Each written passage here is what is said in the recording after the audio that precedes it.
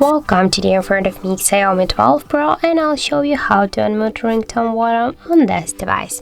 So first we should go into the settings application and then scroll down to the sounds and vibration. Now just here we can see the ringtone volume panel, and just to unmute our device ringtone we should swipe this volume panel to the left side with the right side zero with our finger. And also we can do it by the second way, just press up or down volume button, that doesn't matter, and here you'll see the three dots on the volume panel. Click here, and to unmute ringtone swipe this the ringtone volume panel to the up with your finger, and that's it. So thank you for watching, and if you find this video helpful, don't forget to leave a like, comment and to subscribe our channel.